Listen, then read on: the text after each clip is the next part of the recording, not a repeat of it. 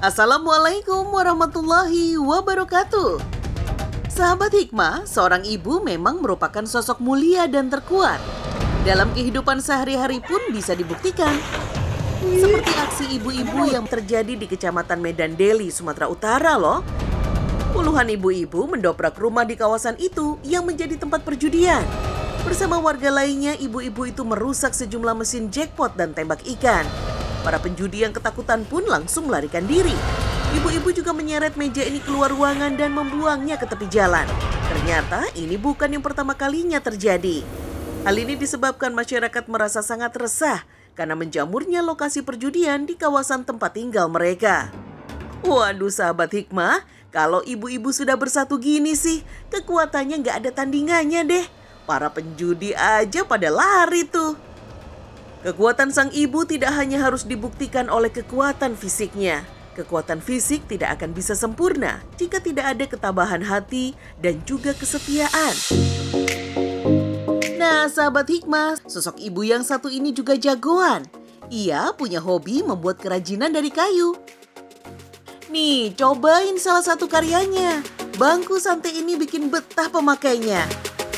Apalagi sambil senderan membaca buku. Selain itu, desainnya yang ciamik bikin tambah tertarik memilikinya nih. Nggak cuma kursi santai, hiasi rak kosong di rumah dengan vas bunga begini kan lucu juga ya. Atau beresin gantungan kunci juga nggak ada salahnya, supaya rumah lebih bersih dan nyaman. Sahabat hikmah, ini dia Sesa Susanti, pemilik sekaligus pembuat furniture rumah yang cantik-cantik ini.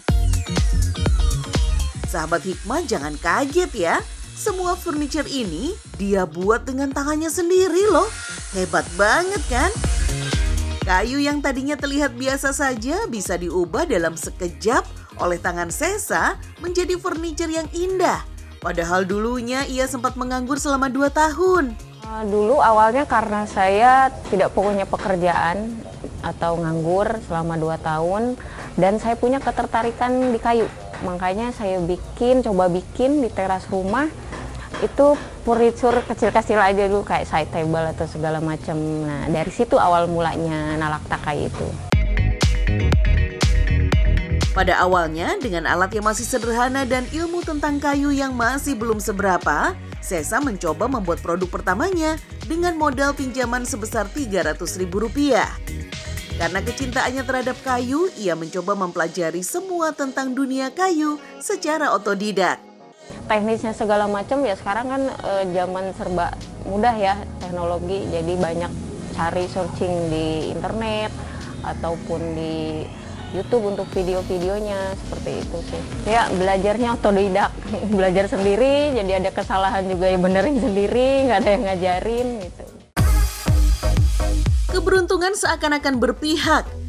Sesa tinggal di wilayah yang banyak limbah kayu. Kayu-kayu bekas yang berasal dari pabrik dimanfaatkan oleh Sesa. Selain harganya terjangkau, kualitasnya pun masih terjaga. Kayunya itu di sini banyak lapak-lapak pengepul. Jadi dari palet yang dari pabrik itu mereka beli, lalu mereka pretelin. Nah, setelah pretelin dibuang pakunya, itu dijual per batang. Nah, saya belinya ke situ gitu. Di mana ada jalan, pasti di situ ada rintangan. Usaha Nalak Takai tidak melulu lancar. Tanggapan dari orang sekitar yang masih menganggap sebelah mata seorang tukang kayu. Apalagi bagi Sesa, seorang perempuan yang juga lulusan sarjana sastra Inggris, selalu diremehkan. Tidak mudah baginya untuk mendapatkan kepercayaan dari orang sekitar. Pas saya mulai kayu ini, ibu saya udah almarhum dan masih ada bapak. Bapak saya pikir saya itu bukan usaha, tapi hanya hobi aja. Tapi setelah tahu usaha, ya nggak setuju dikarenakan kan saya sarjana perempuan. Kedua tantangannya sulit dapat kepercayaan dari orang untuk order ke saya dikarenakan saya perempuan.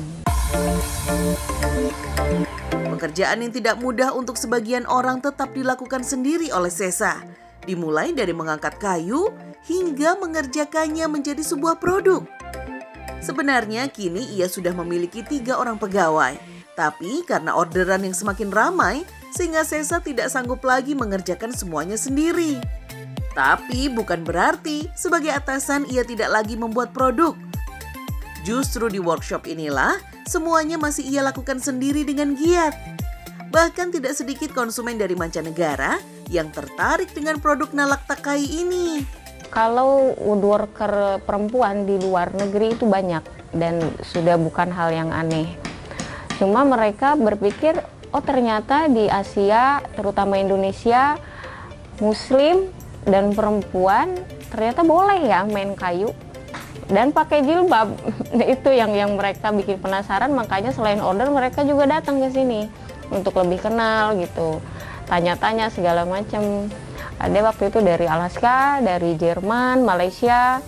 Alhamdulillah malah jadi teman ke sininya. Sabar dan tidak mengeluh dalam setiap keadaan menjadi pelajaran sekaligus kunci bagi kehidupan Sesa. Bagaimana dulu ia seorang pengangguran dan kini sudah memiliki brand furniture kayu tersendiri.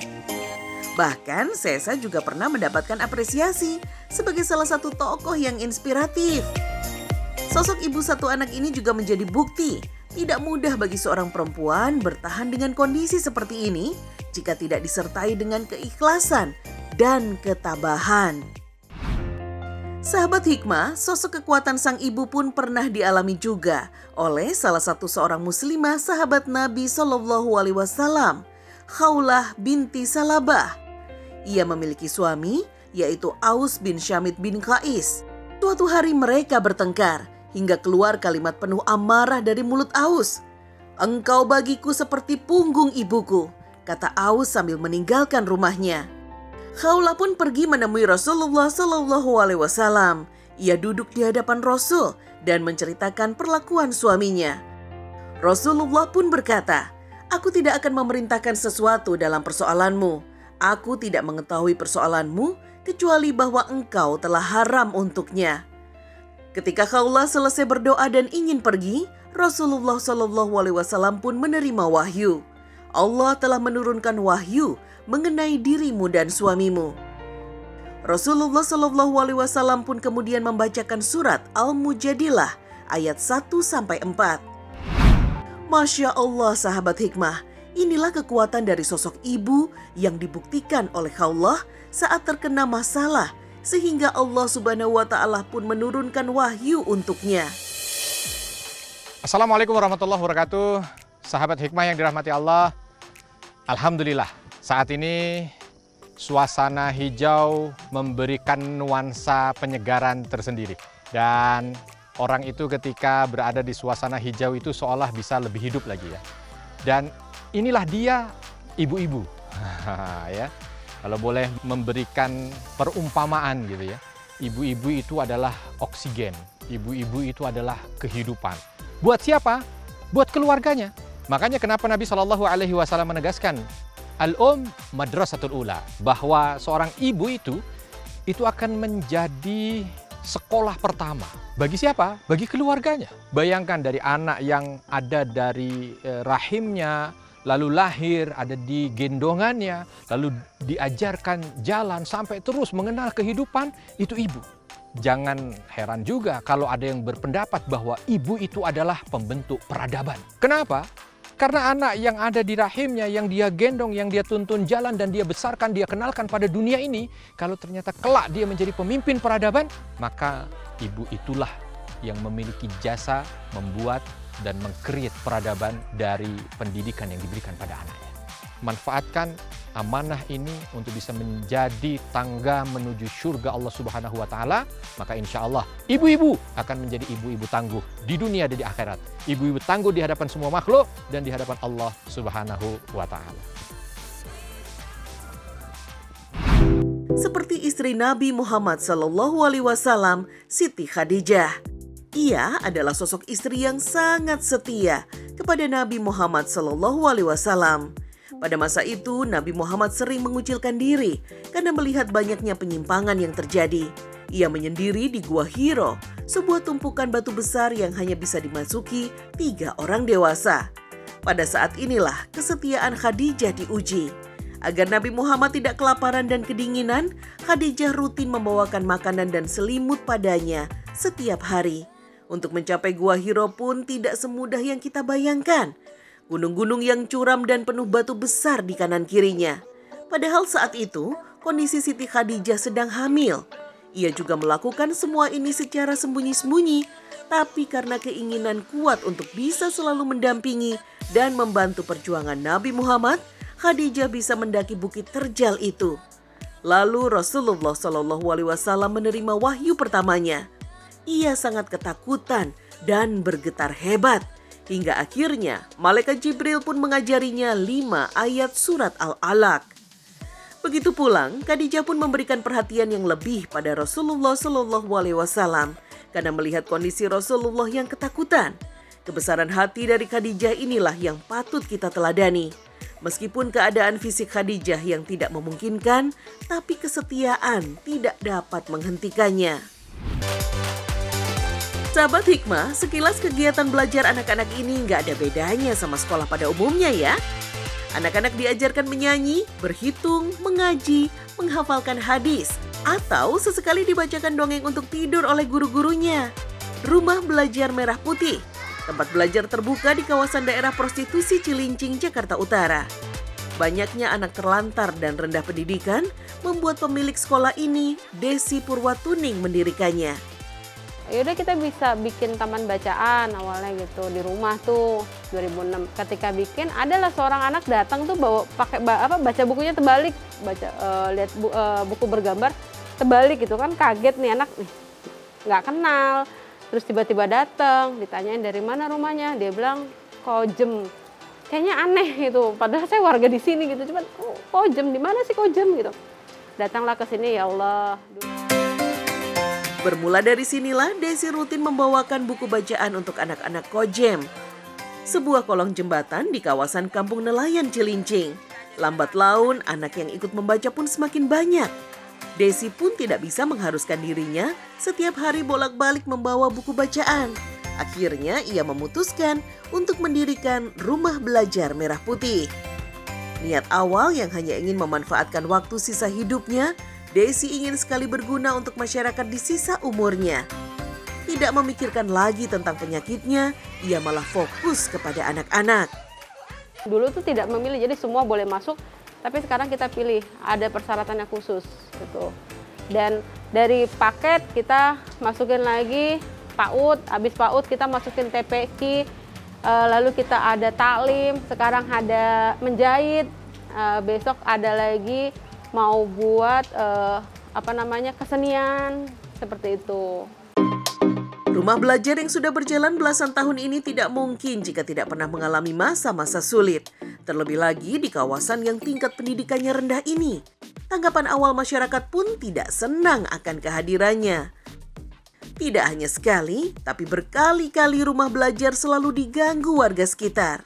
Wah, insya Allah ya, tanggapannya ada yang suka nggak suka ya, ada yang sampai mengancam gitu, itu ada, masih ada gitu, sampai didatengin mau dibunuh kalau saya masih tetap berinteraksi dengan anak-anak di sini karena dibilang saya bukan orang sini, jadi nggak boleh biarkan mereka seperti ini. Dasar dari rasa seorang ibu yang harus anaknya di sekolah, nah makanya itu diwujudkan. Tapi menyerah bukanlah jawaban. Desi tetap menunjukkan niat kesungguhannya di rumah belajar ini agar bisa mendapatkan respon yang baik. Sejak dulu, murid-murid belajar di kolong jembatan. Terkadang kalau hujan, banyak air menggenang akibat terdapat beberapa titik bocor di jembatan. Mereka juga harus becek-becekan dan membawa kardus untuk alas belajar. Tapi itu tidak pernah menurunkan semangat mereka. Setiap harinya, selalu saja anak-anak ramai datang untuk belajar. Jadi bisa ini itu sampai sekolah formal. Dari Tita kecil, dari Tita nggak bisa nulis, nggak bisa baca. Udah ngajarin Tita, makasih ya Bun. Ada seorang sahabat wanita di zaman Nabi SAW yang bernama Ummu Sulaim. Ini sangat terkenal sekali ketika bicara tentang seorang wanita tangguh ya. Suaminya namanya Abu Tolhah. Mereka punya anak. Dan anaknya kala itu sedang sakit. Nah, ketika Abu Tolhah keluar rumah untuk bekerja, anaknya makin parah. Di saat dia kerja di luar, anaknya meninggal dunia. Nah, di saat Abu Tolhah ini pulang, langsung yang ditanya oleh beliau adalah kondisi anaknya. Tanya sama istrinya, Ummu Sulaim, istriku, bagaimana kondisi anak kita? Ummu Sulaim kala itu yang melihat suaminya dalam kondisi letih, capek, lelah, kerja seharian, tidak ingin menambah beban bagi suaminya tentang berita kematian anaknya, maka Ummu Sulaim kala itu mengatakan bahwa putranya sudah dalam kondisi yang jauh lebih tenang. Mendengar kalimat itu Abu Thalhah jadi lebih tenang juga. Oh, alhamdulillah kalau begitu. Akhirnya Ummu Sulaim di malam itu menghias diri dan melayani suaminya. Keesokan harinya begitu bertanya Abu Thalhah ini pada istrinya, "Mana anak kita wahai istriku?" Baru Ummu Sulaim menceritakan kejadian yang sebenarnya bahwa anaknya sudah meninggal dunia dan sudah dikuburkan. Kaget luar biasa sang suami, marah kepada istrinya dengan sejadi-jadinya dan langsung ditinggalkan istrinya. Dan kala itu istrinya ditinggal di rumah diceritakan kepada Nabi SAW. Abu Thalhah bercerita kepada Nabi, "Wahai Rasul, begini-begini, istriku begini-begini." Tapi justru Nabi tidak marah kepada keluarga itu, Nabi tidak marah kepada Ummu Sulaim, tapi justru Nabi mendoakan Allah akan berkahi keluarga ini. Dan ternyata betul, dari apa yang mereka lakukan di malam itu, ternyata Ummu Sulaim mengandung dan melahirkan anak kembali yang bernama Abdullah. Dan Abdullah ini punya 7 anak yang semuanya menjadi ulama besar di masanya. Dan semoga kita juga begitu. Bagaimana kehidupan kita dianugerahi wanita-wanita tangguh. Dianugerahi ibu-ibu tangguh. Sehingga insya Allah kita juga mampu bisa menjadi keluarga-keluarga tangguh di dalam kehidupan dunia dan kehidupan akhirat.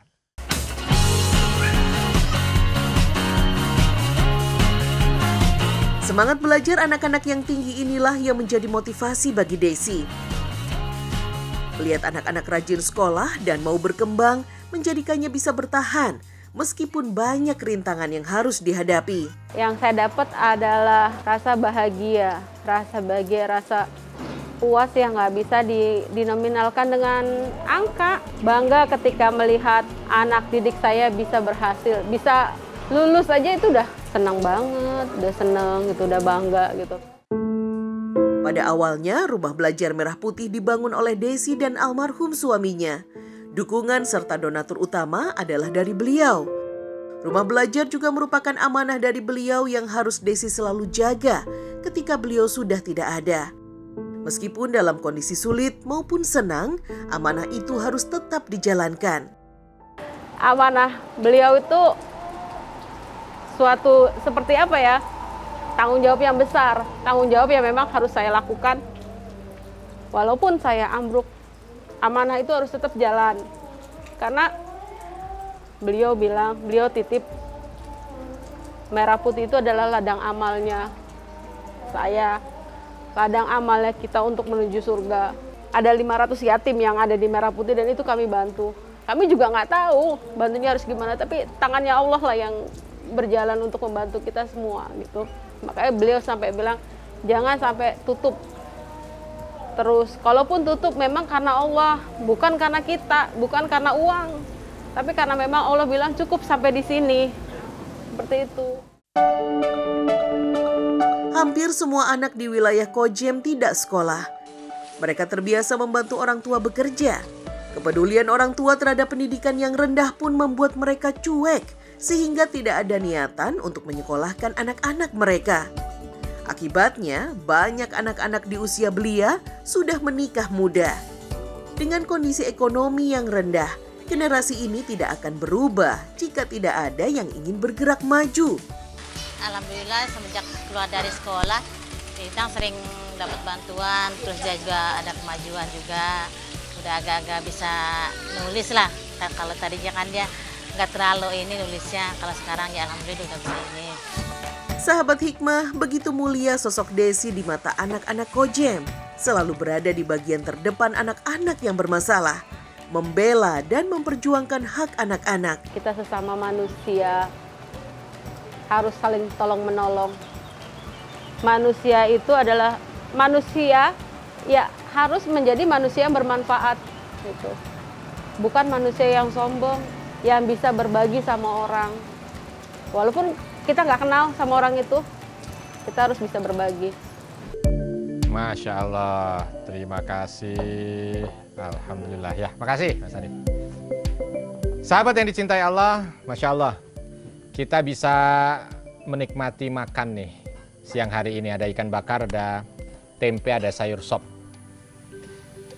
Ingat makanan begini ini jadi ingat rumah ya. Dan ingat rumah itu biasanya bagi yang dulu pernah dimasakin sama orang tuanya jadi ingat orang tua gitu ya. Ingat ibu. Begitu banyaknya kemuliaan yang Allah Subhanahu wa Ta'ala berikan pada sosok seorang wanita, pada sosok seorang ibu.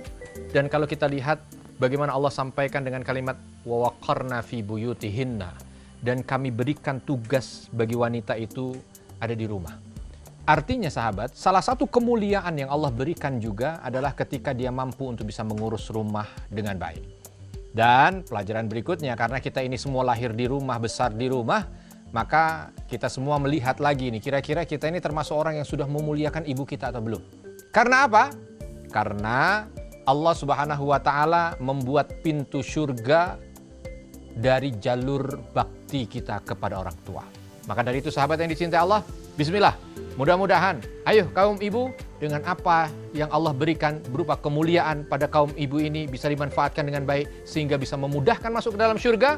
Begitu juga kami ini dari anak-anak para ibu-ibu ini juga mampu untuk terus berbakti kepada orang tua sehingga mampu menjadikan ibu tangga menuju surga.